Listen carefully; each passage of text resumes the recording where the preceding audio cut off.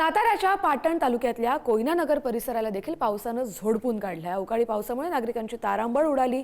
पावसामुळे कलिंगड आणि आंब्याच्या पिकाचं मोठं नुकसान झालंय। अवकाळीमुळे शेतकऱ्यांचं आर्थिक नुकसान होत आहे।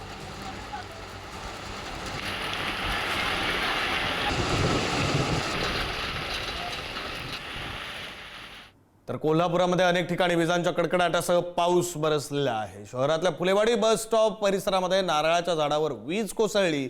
महापालिकेच्या अग्निशमन दलाने या आगीवर नियंत्रण मिळवलं।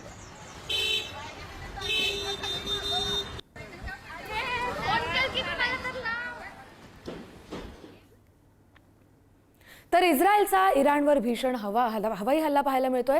इराणमधील अणु केंद्रांना इस्रायलनं लक्ष्य केलंय।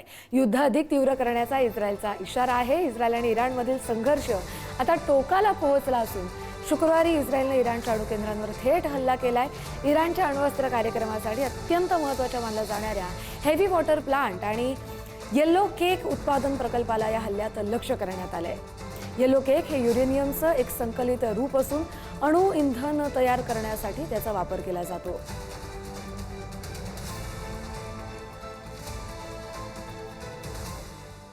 आखाती देशांवर इराणनं भीषण हल्ले केले। बहरीनमधील बापको तेल शुद्धीकरण केंद्राला आग लागली। हल्ल्यांच्या पार्श्वभूमीवर दुबई, बहरीनमध्ये हाय अलर्ट जारी करण्यात आलाय। अमिराती आणि बहरीनमध्ये आणीबाणी लागू करण्यात आली।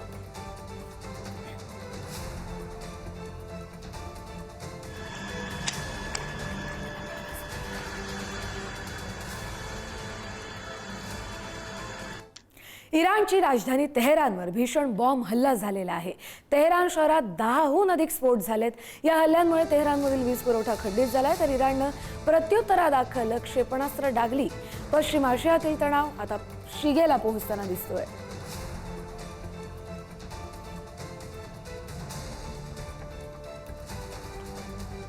दरम्यान इस्रायल आणि अमेरिकेने इस्फानवर भीषण हल्ला केलेला आहे। इस्फानमधील अणुकेंद्रांना इस्रायलनं लक्ष्य केलेलं आहे। महत्त्वाच्या औद्योगिक प्रकल्पांनाही लक्ष्य केलंय।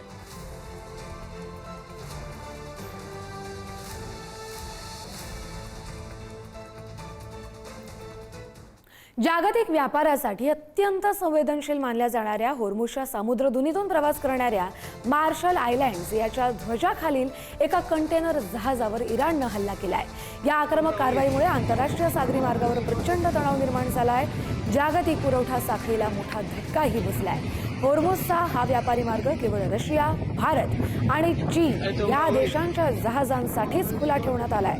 परवानगीशिवाय हा मार्ग ओलांडण्याचा प्रयत्न करणाऱ्या मार्शल आयलँडच्या जहाजाला इराणच्या निमलष्करी दलानं लक्ष्य केलंय। या कृत्यामुळे इराण आता जागतिक स्तरावर आपली सागरी शक्ती दाखवून पश्चिमेकडील देशांना उघड आव्हान देत असल्याचं स्पष्ट होत आहे।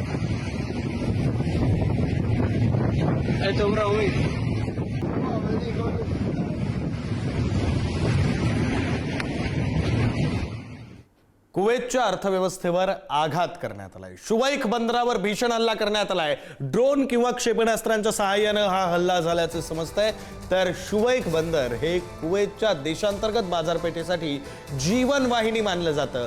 देशातील बहुतांश अन्नधान्य, औषधं आणि औद्योगिक कच्च्या मालाची आयात याच बंदराद्वारे केली जाते। या हल्ल्यामुळे कुवेतच्या पुरवठा साखळीला मोठा तडा गेला असून जीवनावश्यक वस्तूंच्या तुटवड्याची भीती निर्माण झाली आहे।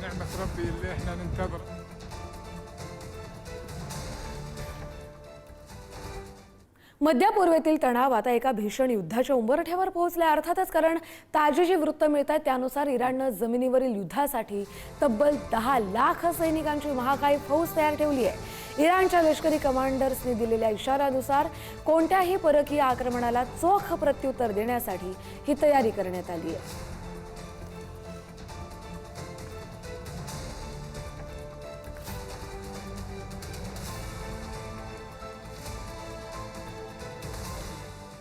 दरम्यान दक्षिण लेबनॉनमधील अल खियाम परिसरातून एक धक्कादायक माहिती समोर आलेली आहे। इस्रायली सैन्य दलाला इथल्या एका स्थानिक शाळेच्या आत हिजबुल्लाचा मोठा शस्त्रास्त्रांचा साठा सापडला आहे। मुलांच्या शिक्षणासाठी असलेल्या या इमारतीचा वापर लष्करी कामांसाठी केला जात असल्याचं उघड झालंय। आणि या शाळेच्या आवारामध्ये आणि वर्गांमध्ये anti tank rockets, mortar shell, grenades, rocket launchers, हलकी अग्निशस्त्र आणि मोठ्या प्रमाणात स्फोटकं जप्त करण्यात आलेली आहेत। हा शस्त्रसाठा युद्धासाठी सज्ज ठेवण्यात आला होता असा दावा IDFनं केलेला आहे.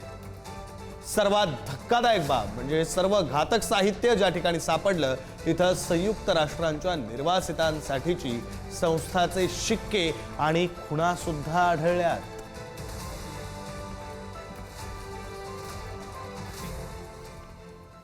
दरम्यान सगळ्या राज्यांनी टीम इंडियाप्रमाणे एकत्रितपणे काम करावं.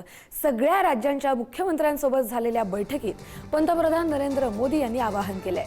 राज्यांनी आपली तयारी भक्कम ठेवावी. युद्धामुळे उद्भवलेल्या परिस्थितीचा पंतप्रधान मोदींकडून आढावा घेतला गेला. जवळपास 2.25 तास ही बैठक सुरू होती.